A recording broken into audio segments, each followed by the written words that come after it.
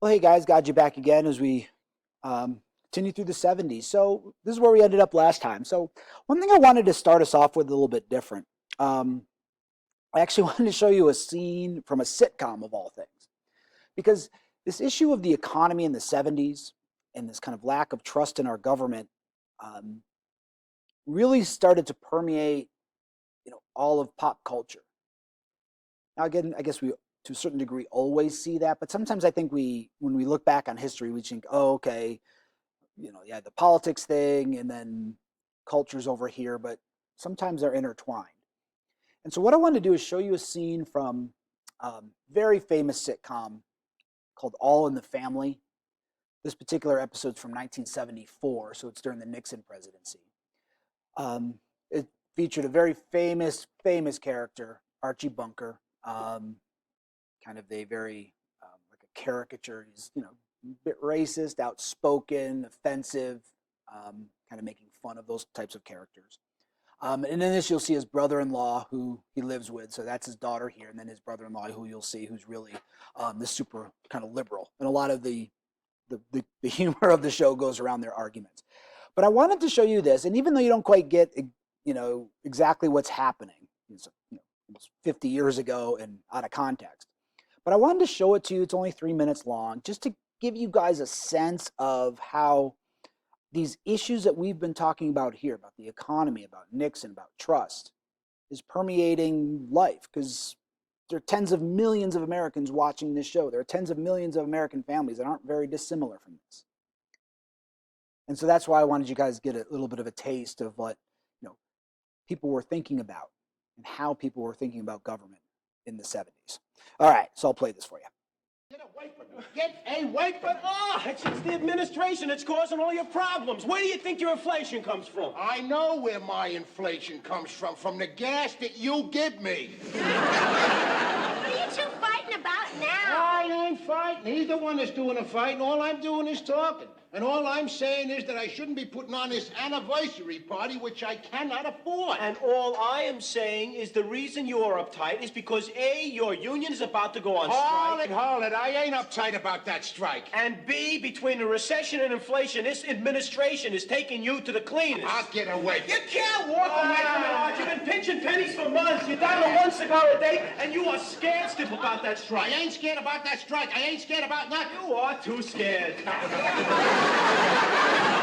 You're scared your union's about to go on strike because of the high cost of living that this administration promised to bring down 6 years ago. The only thing that scares me is the high cost of your appetite. You listen to your president, you know that he had the answer to inflation.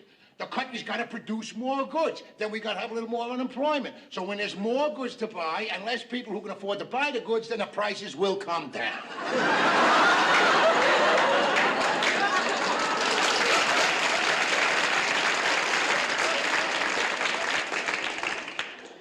That is the stupidest damn thing you've ever said. You watch your language. Don't be swearing in the house. Oh, Arch. What's the difference? What is the difference between this house and the White House? What are you bringing up the White House for? It's a fact, Arch. Nixon swore. Listen, now, I'll say this for the man. He never swore in the house in front of his family. Only with the people working for him. Because they're Germans. You gotta swear at Germans.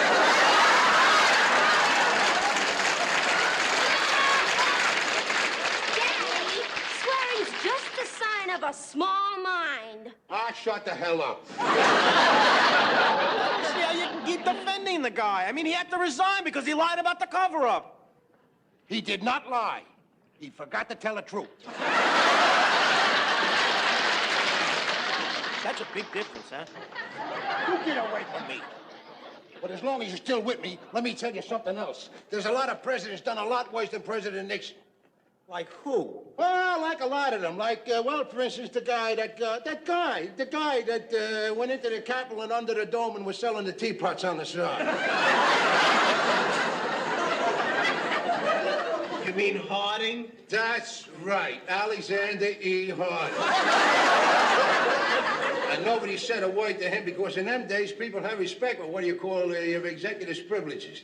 Daddy, you better try to get in a good mood for this party. Well, never mind my mood, little girl. Just keep hanging your steamers over there.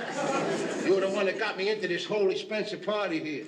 Made me go out and buy your mother an engagement ring after she went 26 years without one. Did you get it? Yeah, here it is, right there. Oh, it's... All right. Well, thanks for watching that with me. I hope you just get a sense of a little bit. And again, yeah, that's one of the more famous sitcoms that we've ever had. So, all right. So what I want to do is kind of jump ahead now. I know it's a little bit abrupt, but all right. So Ford takes office, 1976. We have an election, and he runs against a guy by the name of Jimmy Carter. Jimmy Carter's a Democrat out of Georgia. He is he's a peanut farmer, like a rich peanut farmer. He had been the governor of Georgia. And he was known, he was an evangelical, Christian Democrat, which is kind of one of the things people thought, okay, this is somebody who could probably get a pretty, large group of voters, a nice coalition of voters. And you can see he's pretty much the last Democrat to win southern states. But he wins in a, as you guys can see, a relatively close election. Really close in the popular vote over Ford. So Jimmy Carter becomes president. And I'm not going to do a big thing on his presidency, not because I don't, I like Carter. Carter's just fine. Other than just to say a couple things. Number one, this was kind of a unique moment for Carter and for presidents generally. He in the inauguration, usually they have a motorcade, waving from the car at everybody. He actually gets out of the car and starts walking, freaking out all the Secret Service people, because he really wanted to be known as really a man of the people, somebody who's really listening to the people and their needs, somebody who's trying to instill a bit of trust back in government. And Carter, by and large, his presidency is not really seen as a successful one. He's really unable to deal with, fix the economy in any real way. He has a lot of interesting ideas for energy policy that actually never comes to fruition. And in many ways, Carter is probably better known and loved today for his post-presidential stuff as a foreign leader, an advocate. One of the few successes he did have as president was in the Middle East. But I really wanted to focus here, as you can see, on one important crisis of his administration, and this is towards the end, middle to end of his administration, which again really kind of helps us better understand this idea of lack of trust in government in the 70s. And that's what's known as the Iranian hostage crisis. So a little bit of background. The country of Iran had long been ruled by a monarch known as the Shah. And we had supported the Shah basically because, had to do with the Cold War, keeping, we support him.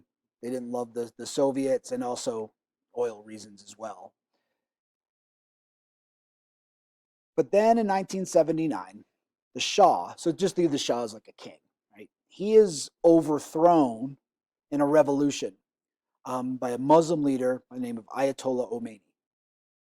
So Khomeini, so now what's happening is that you have, and this is still true in Iran today, it's essentially a theocracy, where you have Muslim leaders now controlling the government. And so there was a massive revolution and the Shah was overthrown.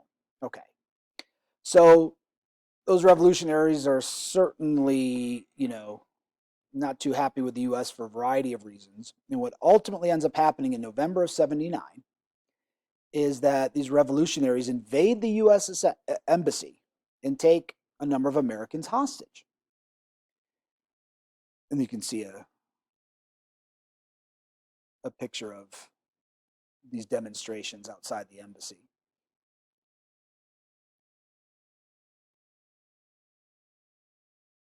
And our failure to free these hostages really becomes this indelible mark on Carter's presidency.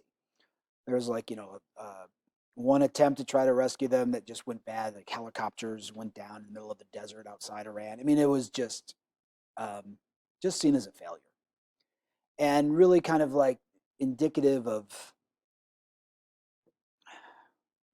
everything that seemed to be wrong as we get to the end of the 70s. So here we are, we're supposed to be this great world power, our economy's falling apart. Here's this country in the Middle East taking our hostages, and it's us, the great military power, we're unable to free them. Images like this. And it really it just encapsulates the 70s in many ways. And Carter himself is really seen as weak and ineffective by many Americans. Sometimes that's fair, sometimes not. In our system of government, the president doesn't have that much power, but the president does take blame for problems, just like they can take credit for their successes. And Carter certainly takes the blame. And what I want to do is just show you guys these clips, because what was happening as we get to the late 70s and into the 80s is we were just reminded every day about this hostage crisis. This is not something that was, this wasn't like secondary in the news. And so we've mentioned Walter Cronkite before when we talked about Vietnam. He was, he's still there as the anchor of CBS News.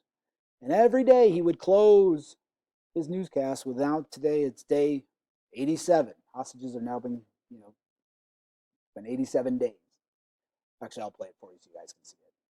And daring element was disclosed today in the Iran crisis, which has held world attention for 87 days now. And that's the way it is. Tuesday, February 19th, 1980, the 108th day of captivity, the 222nd day of captivity, the 285th day of captivity, the 377th day of captivity for American hostages in Iran.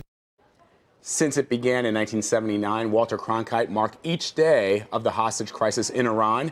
52 Americans were held for 444 days in Tehran after the U.S. embassy was overthrown during Iran's Islamic Revolution. The conflict would shape President Jimmy Carter's presidency and America's relationship with Iran. But on January 20th, 1981, the story focused on the deal to bring Americans home.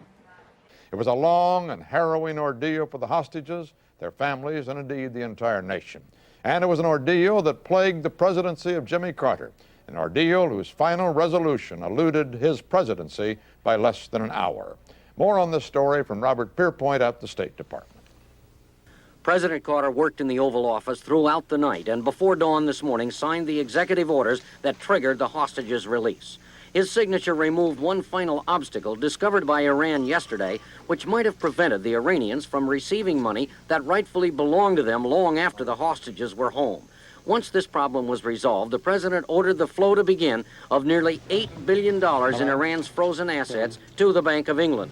Right on, man. That's great. That's great. Marine Sergeant John McKeel's parents took the State Department call at home in Balch Springs, Texas. You can take it officially that they are gone from Iran. Yay! Barry Rosen's wife and children were at home in Brooklyn. What'd we just find out? That what? Please tell us. Daddy's coming home. Hooray! Yes. In Tampa, Catherine Koeb's parents went right out and replaced the now tattered American flag that had been put up the day the ordeal began. I'm going to pause it there. So one thing you'll notice, you might be a little bit confused, but I kind of did it on purpose. Well, wait a minute. Maybe Carter did release the hostages. But what happened, we'll talk about, Carter had already lost an election in the end of 1980. This is the day that Ronald Reagan takes office. So by the time he ran for president again in November of 1980, Carter had lost to Ronald Reagan. So really, and a big reason for that loss was this crisis. So it wasn't until literally his last day in office that Jimmy Carter and we were able to release those hostages. Now, the other thing under Carter's presidency that just continued, and I just found these cool shots from New York City, is that our economic problems are continuing. We see images like this in our cities. Crime going up. Less jobs, more desperation. Environmental problems are really bad throughout the country. And again, Carter was simply seen as somebody who didn't have answers to those problems. And so the last clip I want to show you guys is a very famous speech from Jimmy Carter towards the end of his presidency, as he's kind of trying to figure out, okay, what can he do to reach the American people to kind of like get things going again? We're just struggling. The economy is struggling. The country just almost seems depressed. That makes sense. And so Carter gives this speech, which becomes rather famous or infamous, depending on your point of view. And I want to play you a little news clip of that as well. 32 years ago today that Jimmy Carter gave his famous malaise speech. He never used that term, but that's the name that was given to a speech in which the president said the country's economic woes were due in part to a crisis of confidence in the country. It has come to be known as perhaps the most politically tone-deaf speech in modern American history. Take a look. It is a crisis of confidence. It is a crisis that strikes at the very heart and soul and spirit of our national will. We can see this crisis in the growing doubt about the meaning of our own lives and in the loss of a unity of purpose for our nation. The erosion of our confidence in the future is threatening to destroy the social and the political fabric of America. The confidence that we have always had as a people is not simply some romantic dream or a proverb in a dusty book that we read just on the 4th of July. It is the idea which founded our nation and has guided our development as a people. Confidence in the future has supported everything else. Public institutions and private enterprise, our own families, and the very Constitution of the United States. Confidence has defined our course and has served as a link. Expand our imagination. So what you see there, in many ways you might say this is just a typical political speech, but at this time in the 70s, this is not, unfortunately for Carter, what America needed to hear. At least that's kind of the way we look back on it now. As I look at it today, it seems fine as a speech, because I think he's right. But what America really, I think, needed is more optimism, not being told that we need more confidence. It's hard to tell somebody to be confident. And what we needed is a sense of optimism. And as we'll see later, that's what Ronald Reagan is going to provide. So I already mentioned him. He wins the election in 1980, spoiler alert. But so for the last part of the year, we're just going to quick talk about Ronald Reagan. And the big part that I just want to tell you now is as we come to a close of the 70s, there's this real lack of trust in our country and a real lack of confidence that our government can do anything right. And so Reagan's going to come in with this sense of optimism and this idea that, well, wait a minute, we're looking to government too much. And that's going to spark what some people refer to as a Reagan revolution. But we're going to see a real change in how our politics works after Ronald Reagan. But anyway, guys, thank you guys so much. I know this is a quick look through the 70s. I hope we better understand this idea of lack of trust that we have in our government in the 70s. But I hope it was helpful, and we'll talk to you soon.